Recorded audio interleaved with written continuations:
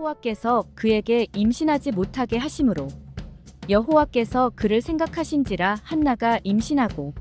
사무엘상 1장 6절 19절에서 20절.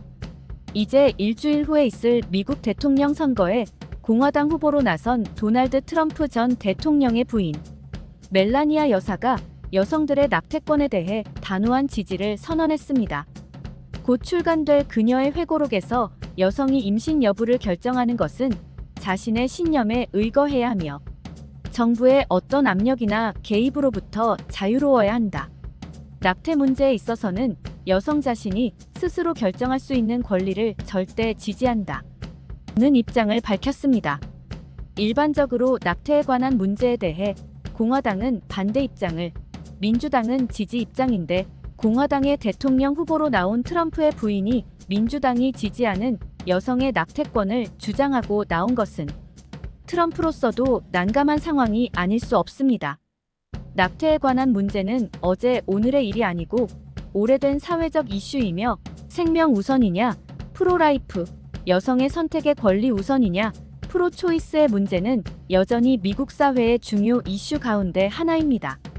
태아가 언제부터 사람이 되느냐는 문제는 생물학적으로 이런저런 얘기를 할 수 있겠으나 인간들이 언제까지는 사람이 아니고 언제부터는 사람이라고 결정지을 수 있는 문제일까요? 사람들이 태아가 언제부터 사람이라고 말할 수 있나요? 그럴 권리는 누가 주었나요? 우리 기독교에서 생명은 하나님께서 주신 것임을 믿습니다. 생명은 모태에서 난자와 정자가 결합되어 세포 분열이 시작되는 순간부터입니다. 따라서 수정란이 바로 사람입니다. 수정 그 자체가 하나님의 영역입니다. 하나님께서 여인의 태를 열어주셔야 수정이 되고 아기가 생기며 태를 닫으시면 수정이 되지 않습니다. 좋은 예로 사무엘의 어머니 한나의 경우를 볼 수 있습니다.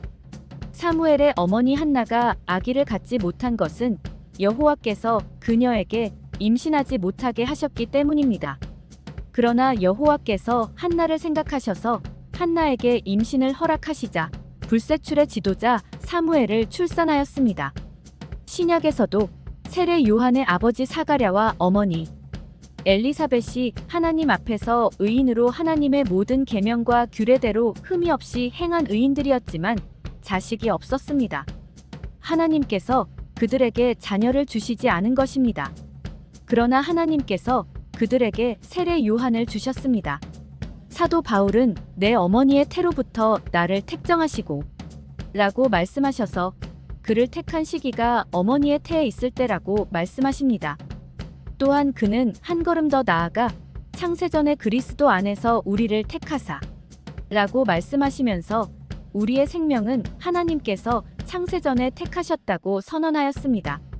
세상이 무슨 말을 하든지 우리는 성경 말씀에 귀를 기울여야 합니다. 성경에 있는 말씀을 믿는 자는 그리스도인이지만 믿지 않는 자는 불신자입니다. 교회가 세속에 휩쓸려서는 안 됩니다. 이사야 선지자는 존귀한 자는 존귀한 일을 계획하나니 그는 항상 존귀한 일에 서리라 고 말씀하였습니다. 우리 그리스도인들은 존귀한 자들입니다. 샬롬. 로스앤젤레스에서 김인수 교수.